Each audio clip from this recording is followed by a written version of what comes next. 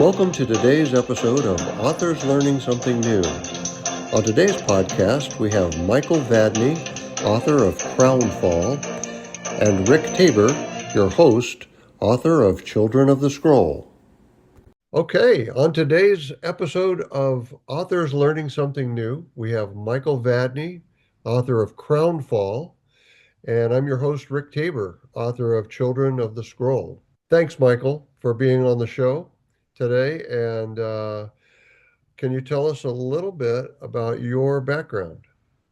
Yeah.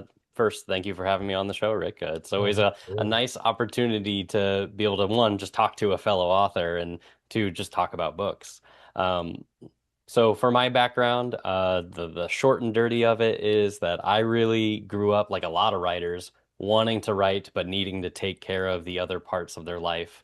You know, learning how to become an adult and a person and getting a job and take care of my family and responsibilities. That eventually I finally bit the bullet and decided, I want to be an author, and that's not going to be a real thing unless I actually start writing stories. So I finally started doing that, and about 5 years ago, I started working on Crownfall, and I published it earlier this year. It's my first novel. I'm very excited for it, and I'm just really glad to have finally been able to join the author circle. So, in that moment, that first moment when you opened the box and you picked up that first book, how was that for you? It was really cool. I'm not gonna lie. I had this huge grin on my face. I was sitting at this desk actually, and I got printed out actually, I think I have one right here, where it's the proof copies where they have like the banner and everything. Wow. Yeah, I, Oh, I that's think a this might be thick the one, very first man. one I How many got. pages? It's the paperback. I think it's like 500 pages. I didn't mean Nice. for it to be a brick, but it turned out as one. No, that's all It, right. That's all right. Good Yeah, for part you. of that is the font choice and the font size choice, but the word account ended up being about 122,000 words. Nice. What did you choose for your size? Your font size. Oh, for this one, I think on the paperback it is 14. That's I want to say huge. 14. Yeah, that's Yeah, pretty it's a big. decent I size. love it. Yeah. And I It's didn't do the very same thing with readable. mine. Mine has got much smaller print than yours, and No. I How wish many it would have pages did yours end up wish being? it would have gone up. It's 350, but it's 90,000. So it's, I actually No, that's targeted it and hit it within 1,000, I think. you're lucky. I was definitely aiming for about 100,000 and I overshot it. Added a lot That's more work good. for myself. Productive guy. Very, very good. Thank you. How long did it take you to write it? So I started it roughly 5 years ago, but the first 3 years of Oh, that, wow. I took a lot of breaks, 8, 9 months at a time, where I wasn't really writing because I hadn't really built the discipline on what it meant to be a writer yet. And then about 2 years ago, I was like, no, I want this. And if I don't start doing it and really putting my nose to the grindstone, I'm never going to have it. So about 2 years ago, I finally dedicated myself to it properly and then really got it out. It took about 10 drafts for me to make the whole thing. Bravo. Good for you. That's awesome, Michael. Thank you. That's awesome. So show us your book and tell us what it's all about. Yeah, so this is Crownfall. Beautiful art. I'm absolutely in love I with it. agree. I agree. I Yeah. think they did a nice job on the cover. Yeah, the my cover artist, her name is Katerina Belikova. She is known as like Ninja Joe on Instagram. And then I have the cover design done by Adrian M. Gibson, who you may know as the author of Mushroom Blues. Um, but yeah, the story itself, Crownfall, is about three individuals, a thief, a magical engineer, and a noble lady, as they are radicalized against their government, and each of them is finding out about like different aspects of trust, what it means to trust yourself, what it means to trust other people, and what it means to become trustworthy in other people's eyes. And it's just a really fun journey. I like it a lot. I hope other people do too. And so far, the reviews have been coming in, and I'm ecstatic to read them every time a new one pops up. All right. It is special question time if you're ready for it. Oh God, we're here And already. it's pretty deep. Yeah, it does. It goes fast. Um, how has writing changed your life? Honestly, a lot. I am by default a very anxious person.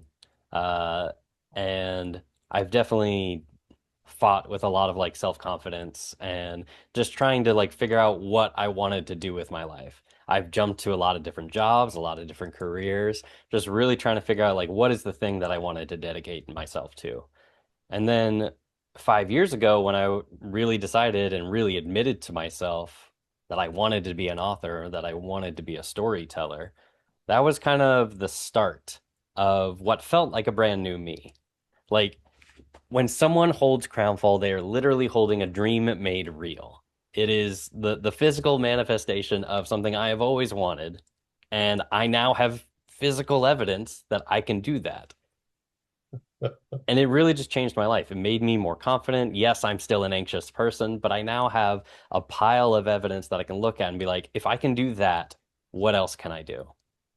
And so much of just like chasing your dreams, no matter what your dream is just admitting to yourself, one, that you want it, and two, you're willing to put in the effort to get it. And when you can admit those two very scary things to yourself, you can change your life. And that's what writing has been for me. Congratulations. It has been a life-changing event for you, hasn't it? It has been a lot. Like it's the last 5 years have probably been some of the best years of my life, and I attest that a lot to because I'm now moving my life in a direction that I want it to. Well, I retired 4 or 5 years ago, Yeah, and I think a lot of retired people are becoming authors these days. They've got it's a time, good time. You and got yeah, you have all the time to do it we got now. time. It's fun, Hmm. and I've always been a pretty decent storyteller around the campfire, and Nice. just making stuff up for the kids and whatnot, and spooky stories or fantasy stories or what have you. Hmm. And I've always wanted to write a book and finally did it. Yeah, it's very satisfying to have that out there. And now I'm almost finished with the next book. So Oh, it's congratulations. moving along. Yeah, Yeah. it's been a fun What can you experience. tell us about the Children of Scroll, actually? I'm very curious about it. Well, Children of the Scroll is about a young man named Brian Newman. He loses his mom to COVID Mm. during the time of the pandemic, Hmm. and he stumbles upon a scroll in a Jewish synagogue, and the scroll has is ancient, as it turns out, and it is capable of creating life Oh, as wow. well as bringing a person back from the dead, if that's what they. But it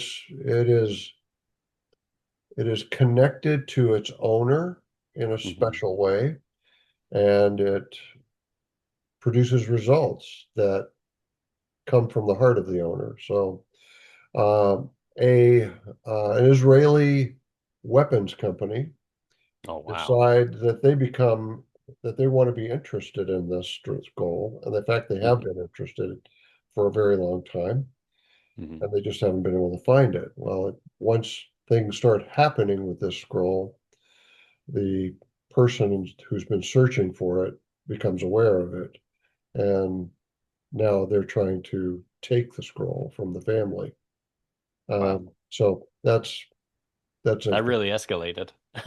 Yeah, it's sort of action packed. It's like a cross between Indiana Jones and some Dan Brown maybe would be a good way Nice. to go. Yeah, some. Would you consider it like an urban fantasy then?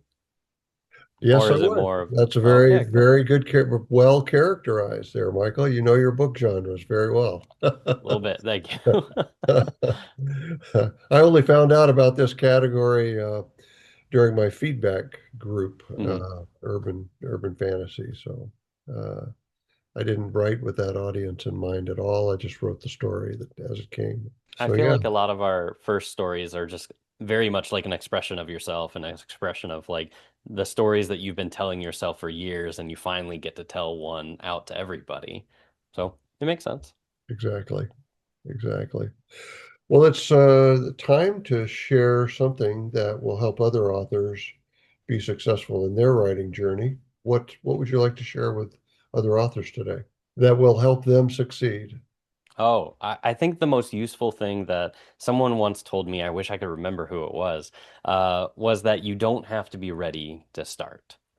Like I am a big plotter. I like to outline the story to a lot of detail before I really start writing so that I can front load solving the problems before I get to actually writing them onto the page. But there is a certain point of procrastination that comes with trying to be over prepared, to try to anticipate every possible outcome that you might run into. And there's just so much about writing, about creating a book and all of its aspects that you really just need to start. You just need to do it because you don't know what you don't know until you're doing it. So don't be afraid to just start, even if you feel unprepared. So you're sort of the opposite of me. I'm a what they call a pantser, Ah, yes. right by the I've seat of heard your of you. pants, basically. I think Stephen King refers to us as discovery authors. Yes. We create characters and then the adventure begins and we discover what happens to them as we write. Yeah, I've Uh, I've also heard it called gardeners because you just plant the seeds and see what grows. oh, that's a good one. I got to remember that one. I like discovery better. Being That's a a good one too. scientist, It has being adventure in it. there. Yeah, exactly. Good. Do you have a Yeah. website? Oh, I do have a website. I was Nice. actually gonna, before we got to that though, I was gonna ask you, what is your favorite piece of advice that you like to share out to people who are Oh trying to my write their goodness. book? Michael, there's just so many things I've I learned that have been know. crazy. I've learned about libraries, about how long books last in libraries. I've learned about why some libraries will take your book as a donation and why they won't take your book as a donation. Hmm. Um, but I guess maybe one of the most important things that I've learned is that um, at least I've become to accept at least, is that your first book is unlikely to be successful. It is a starting point that teaches you how to write a book, and then if your book is great, uh, it still doesn't get discovered by a lot of people. And meanwhile, as you're writing that next book, or maybe even three books away, as you're building your audience slowly but surely, your website, your social media presence, stuff that probably doesn't come naturally to me. Um, it's a patience game in many Yeah, respects. Yeah, I'd really dearly love to have a Netflix contract with this book at this that would point, be nice. but it's not going to happen overnight. It's Yeah. just not going to happen quickly. So I think writing is something that takes time to not only time to write, but it takes time to become a successful author. It may be because I don't know enough about writing or marketing or so on and so on. And No, I did you go with a agree. publisher? No, I didn't. I ended up self-publishing my book. Okay. Uh, but to Like kind of like, whole oh, go ahead. thing, no hybrid Oh or yeah. anything. You did the Uh, whole thing. I You did go the through whole thing. Reedsy or something, somebody like that? No, I for words. So for like editing, my wife is my editor. She's just very good with like the parts of speech and everything that goes into making things coherent. She's also like my soundboard for when I'm talking out my ideas and really figuring out how the story should play out. Really, she's my bedrock for a lot of my writing journey. And then, like I said earlier, I hired out someone to do the cover art and the cover design and the interior design because while I love to spin a yarn, I am not a visual artist. So I knew I needed to get other people to do that stuff. And then as we were talking about earlier, I have a website that I sell my books out of, and then you can also get my books off through Amazon.com or through your local bookstore if you go to them and order it through their online services. Right. Because I have my book up on Ingram Spark, which is where a lot of bookstores get their books from. So they Absolutely. might not be on the shelves, but you can order it through their online website. Exactly. Yeah. So you got your next book in mind? Yes, I actually started outlining it 2 days ago. I've been doing like the world building for it, trying to figure out where the story takes place, but I'm planning out my next book is going to be the first book in a 5 book series. And Wow. yeah, I'm like I said, I'm a big planner. I know how many books are going to be in it. I know at a high level what's happening in all the books. I just need to get to the part where I'm actually writing it.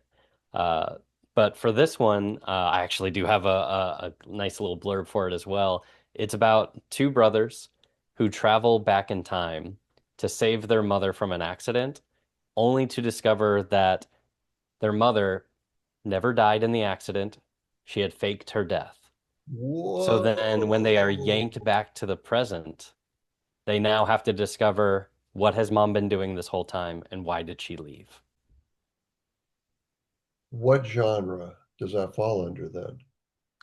It's going to be fantasy. It's going to be equivalent to like the early 1910s. It doesn't take place on Earth, but it is equivalent to about that era. 1910s, a little bit of Europe, a little bit of Eastern Europe, a little bit of Okay. Asia, kind of All right. combined into this world. Very cool. That's a slick plot already. Very well said. Thank you. I love it. I'm very excited. You're a very creative guy, it's obvious. Thank you. Well, all right. That's going to be it for today, I guess, for the show. Show us your book one more time. And everybody, these are the two books you need to read for your next read, and put his first. And thank you guys for watching another episode of Authors Learning Something New. If you're watching this on my YouTube channel, please hit the subscribe button to get further information in the future.